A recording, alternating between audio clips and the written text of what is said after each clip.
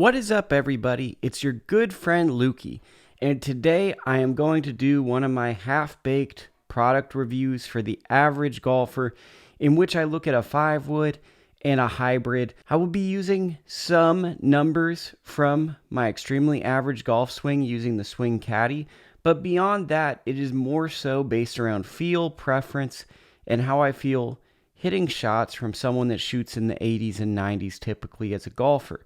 So let's get into this video. I'm going to test the Rogue 5-wood, and my 5-wood is shorter than most people's 5-woods. First swing of the day. Let's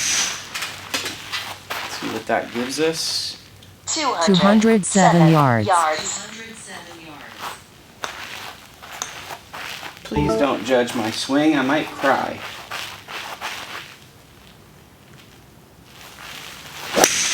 Oh, that was just off to the right.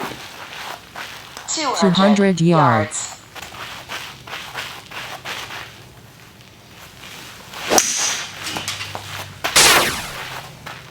216 yards.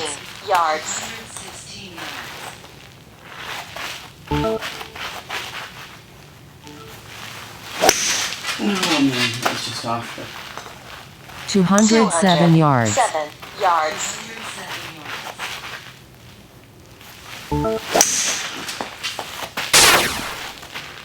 225 yards. We have a utility 4. Sim, not swinging the best, so this will be sick. Be sure to judge.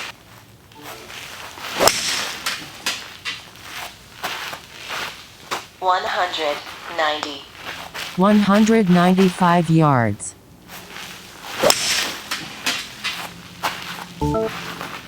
193 yards.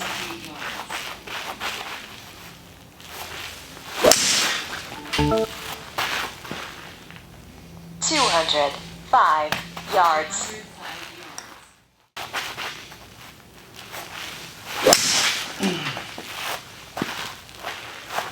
227 yards. Sorry about that, I lost the last bit of the data there. But for field-based players, this is what the Sim 2 looks like, and it feels a little close to the hosel, that indication mark. I think I hit closer to the toe of the club, but I don't actually like that because it feels like I'm hitting it in the wrong spot.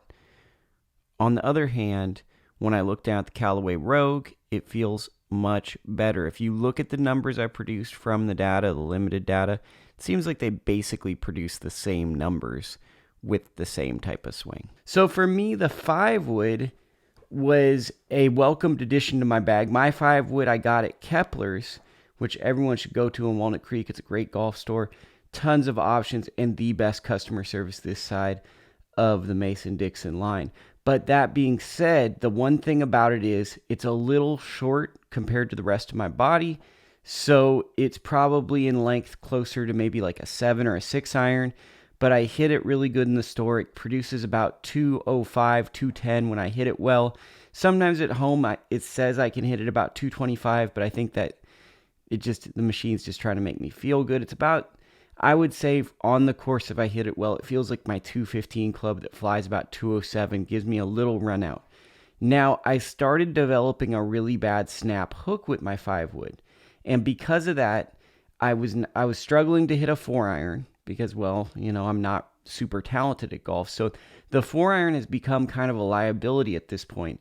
So really, at a 200-yard shot, which is the point of this video, I needed to develop something that could keep the ball in play, put it around the green, and I could have a chance to get up and down, but realistically, get up and 2-putt. You know, that's fine for where I'm at currently.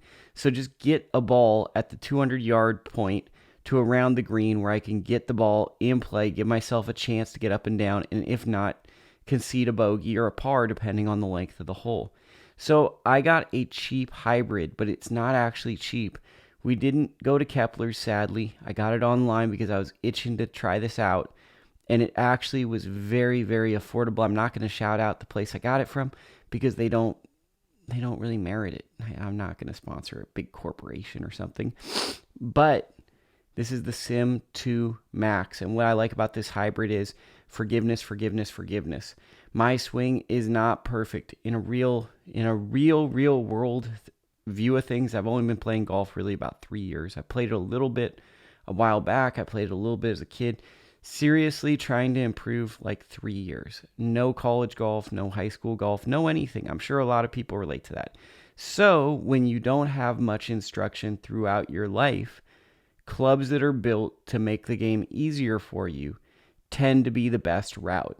And I think that oftentimes we want to be stubborn and look at players like DJ, Rory, Tiger, all these great golfers, and we want to hit golf clubs that they're hitting, but realistically we need to find clubs that actually give us the experience that those players have.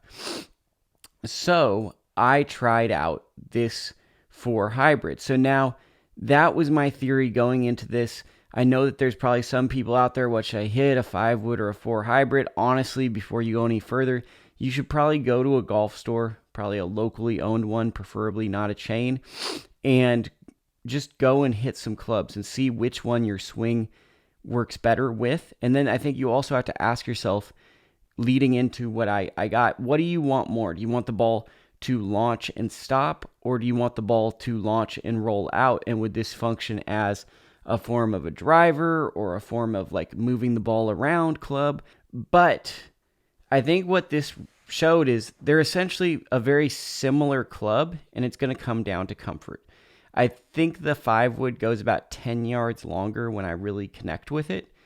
That being said, the hybrid for me offers, I think, a better level of forgiveness in terms of it might not always give me the yardage I'm looking for, but I can keep the ball fairly straight. The 5 wood for me provides more comfort, but there's also more liability for me that I feel like I'm going to miss-hit the ball. I don't feel as much comfort when I strike it, knowing that it's going to go exactly where I want it to go, but I feel as though I can produce the shots I want to produce more so than the hybrid. The hybrid, I don't feel as comfortable over hitting the hybrid, but when I hit it, I know it's going to launch, and miss-hits are going to be very forgiven with the hybrid. So right now, it's kind of too early to tell which one I'm going to keep long-term. But now my bag is driver, 3 wood, 5 wood, 4 hybrid, and then I'm starting with a 5 iron. We're experimenting with this, and I'm tentatively playing the 4 hybrid as my 200 to 205 club, and then I'm using my 5 iron as a 190 club. And that's kind of like the experiment I'm using right now with my bag, and we're going to see how that moves forward. Leave a comment if you find this helpful. I'm not sure if this is helpful, but I think that when you look at these, a hybrid or a fairway wood, the thing that you need to think about is they're 2 different clubs, even though they look similar. And realistically, maybe it could give you some of the stopping power, but I think realistically what you're looking at is a hybrid is attempting to give you characteristics of an iron, but also that extreme high launch that a big wood can give you, that gives you some of maybe that distance, but also some of that just ability to get the ball out there and land kind of from the heavens, which I think a lot of players like with a 5 wood and a 7 wood. So it's very much a preference thing. It's going to be curious which one stays in my bag. I had a hybrid about 2 years ago. I let my friend borrow it. Still haven't gotten it back. But a hybrid has been something I've kind of toyed with, but it's never been something I've been in love with. And I think that one thing about golf is we all fall in love with believing it's the equipment and it's not us. It's like bodybuilding, right? It's oftentimes you have enough stuff to get in shape at your house, but you constantly just want to buy more stuff because it's kind of like we need more toys to have at the house. And then once you get it, you go, am I content, or do I want to buy something else? And I think that's what golf equipment is, right? So I think that watching this video, you'll probably hear the same things over and over, but you can look at my data, which is very realistic average golfer data, and make your own assessments.